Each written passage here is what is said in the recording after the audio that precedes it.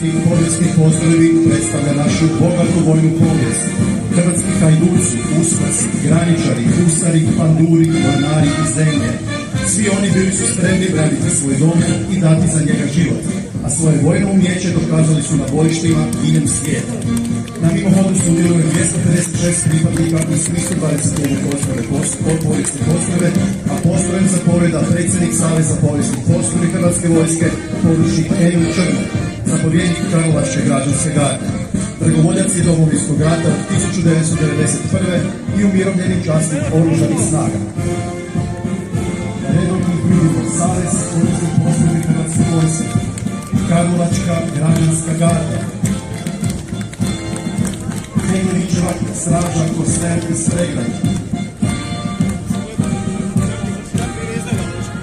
Zrinska garda Čakovac,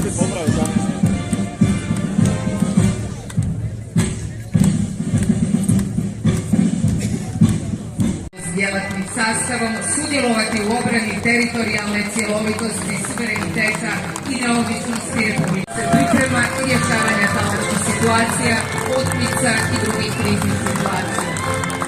Liječnički postroj interventne policije također čini 49 pripadnika, policijskih službenica i službenika i 16 situacija. Na čelu postroja korača viši policijski narednik Vladimir Krivić, zapovjednik voda interventne policije, jedinice specijalne i interventne policije HAT, policijske uprave Splitsko-dalmatinske.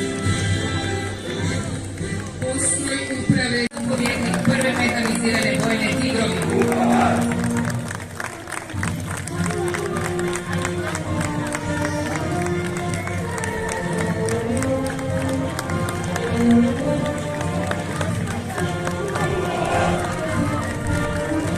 Tigrovi!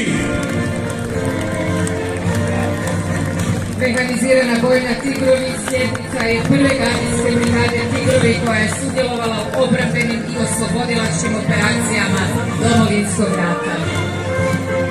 Jednom grom.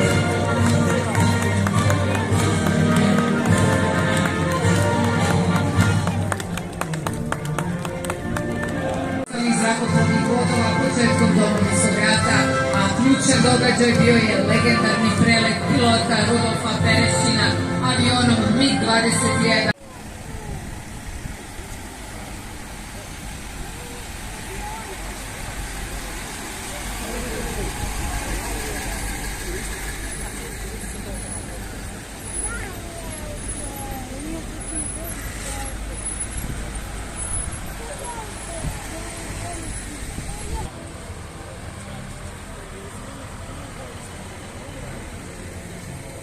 Even the stories.